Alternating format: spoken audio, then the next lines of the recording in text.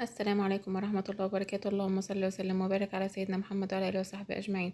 النهاردة هنعمل صينية بطاطس بالفراخ بطريقة سهلة وبسيطة جدا، ونعمل جنبها رز معمر، حاجة كده حلوة جدا. هنجيب بصل نقطعه شرايح، ونحط عليه ملح وفلفل أسمر، وندعكه حلو قوي كويس كده بإيدينا. ونكون جايبين بطاطس ومقشرينها ومقطعينها شرايح كده، ورقيقها ما تكونش ولا تخينة قوي ولا رفيعة قوي، تكون سمكها وسط.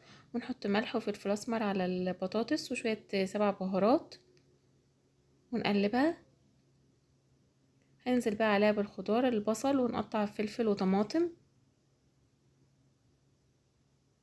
هنقلب بقى كل ده في البطاطس، ونكون محضرين الفراخ غسلينها. هنحط عليها بقى ملح وفلفل اسود وشويه برضو سبع بهارات.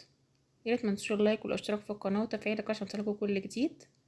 كده البطاطس جاهزه معانا، يعني طريقه سهله جدا. هنغطيها بقى بورق فويل، ونكون مشغلين الفرن على درجه حراره 200 على الرف اللي في النص. بتقعد حوالي ساعه معانا بالظبط على النار.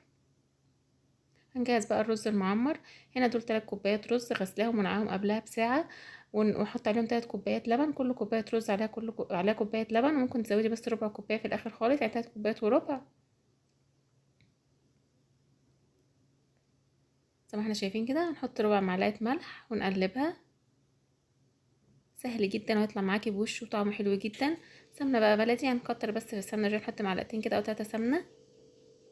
هندخلها برضو مع البطاطس في الرف اللي يعني في الرز المعمر، بنحطه في ارضيه الفرن لحد ما يعمل معانا وش ويتشرب اللبن.